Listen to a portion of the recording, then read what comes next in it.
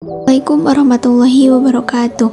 Saya Rahma Maulida Tusania akan mempresentasikan proyek biologi mengenai budidaya pokcoy.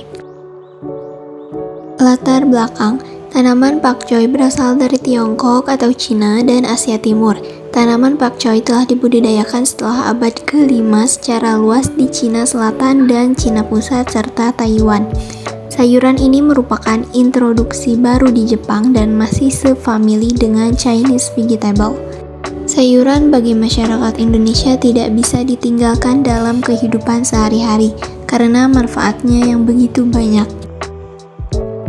Tujuan saya melakukan pengamatan ini adalah untuk memenuhi tugas biologi dari pengajar Ibu Yuyu Yulia, SPD, dan meneliti pertumbuhan tanaman pakcoy. Foto-foto berikut adalah hasil pengamatannya.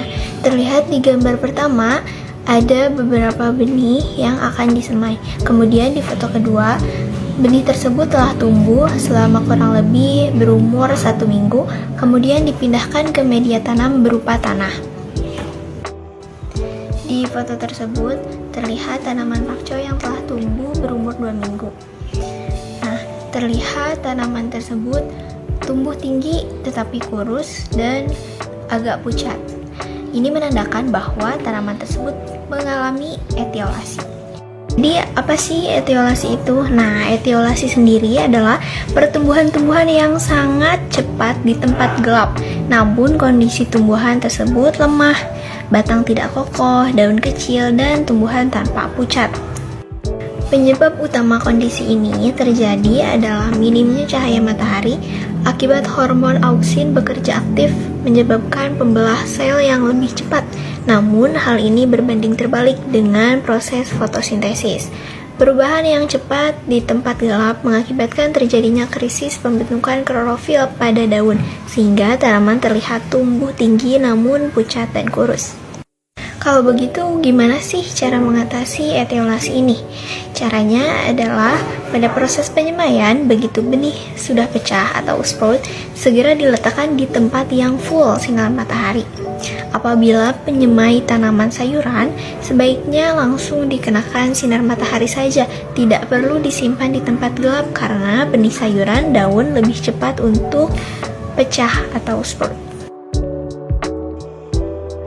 Kesimpulan dan saran, pakcoy atau bokcoy merupakan jenis sayuran yang populer. Sayuran yang dikenal pula sebagai sawi sendok ini mudah dibudidayakan dan dapat dimakan segar atau diolah menjadi asinan. Membudidayakan tanaman pokcoy terbilang mudah, namun dengan proses yang mengikuti aturan penanaman tanaman tersebut dengan baik dan benar. Saran untuk praktikum selanjutnya adalah harus memperhatikan perawatan tanaman. Perhatikan pula kondisi tempat pertumbuhan tanaman pokcoy. Pastikan pokcoy mendapat sinar matahari dan nutrisi yang cukup agar tidak mengalami pertumbuhan yang tidak normal.